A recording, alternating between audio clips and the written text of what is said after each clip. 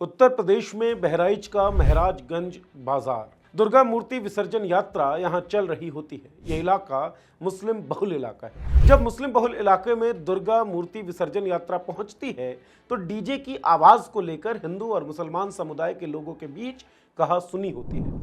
छत से पत्थरबाजी होने लगती है और कुछ मीडिया रिपोर्ट्स के हिसाब से अचानक गोली चलती है और गोपाल मिश्रा नाम का एक व्यक्ति मारा जाता है। सोशल मीडिया पर इसके बाद मुसलमानों के खिलाफ माहौल बनने लगता है।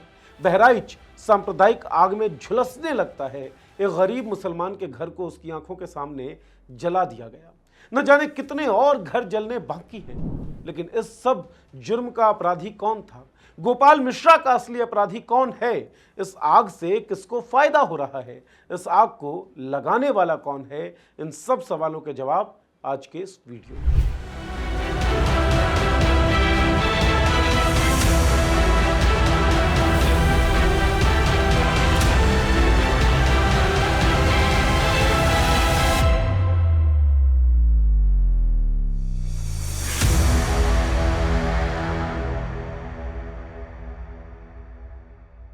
नमस्कार, मैं हूं नीरज झा और आप देख रहे हैं मॉलिटिक्स। दुर्गा मूर्ति विसर्जन कार्यक्रम, मुस्लिम बहुल इलाका, पत्थरबाजी, गोली, गोपाल मिश्रा की हत्या, इन कीवर्ड्स को पढ़कर आपके अंदर एक कहानी पैदा हो रही होगी।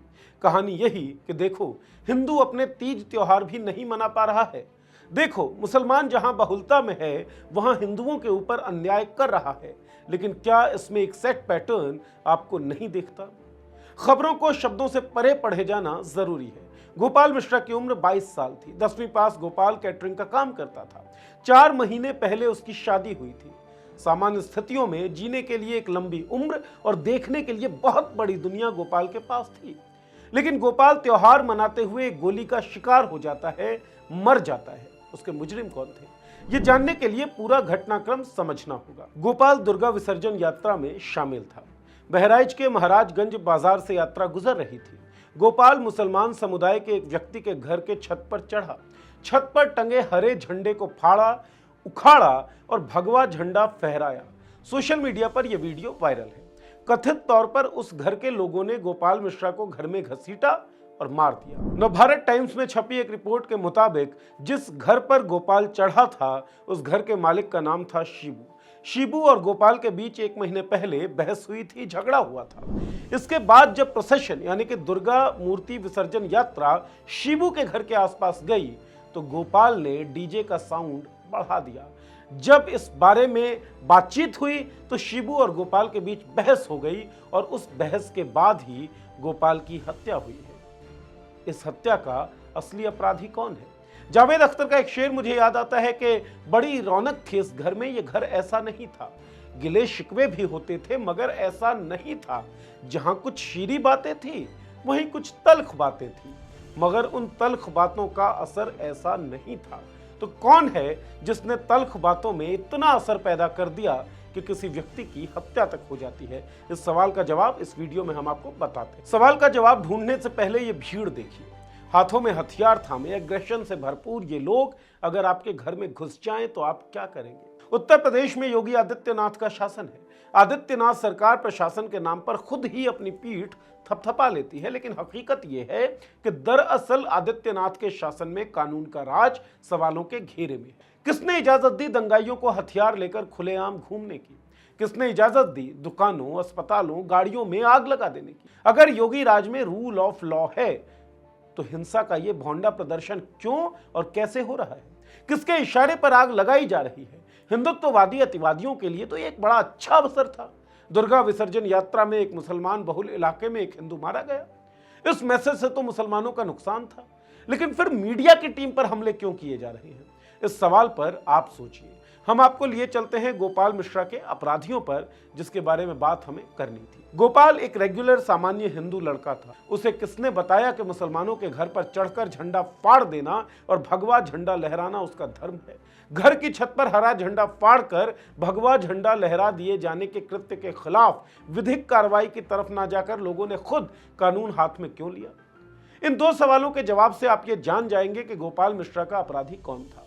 पहला सवाल यह था कि गोपाल ने मुसलमान की छत पर चढ़कर हरा झंडा फाड़कर भगवा झंडा क्यों लहराया? जवाब, क्योंकि ऐसा करना या तो गोपाल मिश्रा को अपने धर्म का हिस्सा लगता होगा, या मुसलमानों से उसे नफरत होगी, या उसे भीड़ की ताकत में मजा आता होगा और वो जानता होगा कि भीड़ की इस ताकत के लिए किसी मुसलमान को प्रताड़ित करना जरूरी है।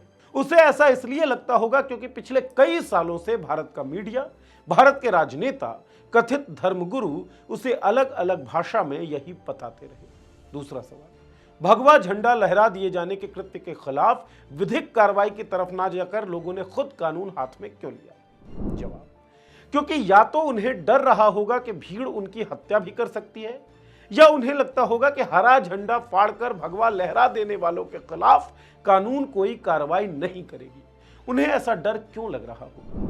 क्योंकि उन्होंने पहलू खान से लेकर जुनैद तक की मॉब लिंचिंग के बारे में सुना होगा, क्योंकि उन्होंने सुना होगा कि कैसे सदन के अंदर एक हिंदू सांसद एक मुसलमान सांसद पर अनर्गल टिप्पणी कर देता है, क्योंकि उसने पढ़ा होगा कि बिल्किस बानो के बलात्कारी जब जेल से बाहर आए तो उनका फूल मालाओं से स्वागत किया गया। इस तरीके से जब आप खबर को देखेंगे तो पता चलेगा कि गोपाल मिश्रा से लेकर गोपाल मिश्रा की हत्या करने वाले तक दोनों पक्ष पीड़ित हैं।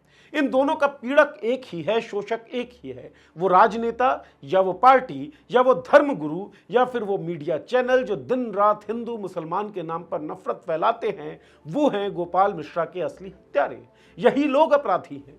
हिंदू मुसलमान के नाम पर नफरत बांटने वालों ने अपने बेटों के लिए बड़े बड़े पद, ऐशो आराम की जिंदगी का इंतजाम कर लिया है और आम लोगों को मरने के लिए छोड़ दिया है। गोपाल मिश्रा का हत्यारा कोई एक व्यक्ति हो सकता है, लेकिन गोपाल मिश्रा का अपराधी वो पूरा गठजोड़ है जो मुसलमानों के खिलाफ नफरत फैलाकर हिंदुओं के मन में हिंसा की भावना को बलवान कर रहे हैं। नफरत और हिंसा की इस भावना से आज़ाद हुए बिना हम आज़ाद नहीं हो सकते। यह आइडिया ऑफ इंडिया पर हमला है और आइडिया ऑफ इंडिया पर किसी भी तरह का हमला हमारे एग्जिस्टेंस पर हमला है, हमारे अस्तित्व पर हमला है। अपने ऊपर होने वाले इस हमले से बचना है तो इस नफरत को, इस हिंसा को गुड बाय कहना पड़ेगा और इस नफरत, इस हिंसा के खिलाफ डटकर खड़ा होना पड़ेगा, ताकि एक और गोपाल मिश्रा मारा ना जा सके, ताकि मुस्लिमों का एक बड़ा समूह प्रताड़ित ना किया जा सके, डर के साए में ना जिए।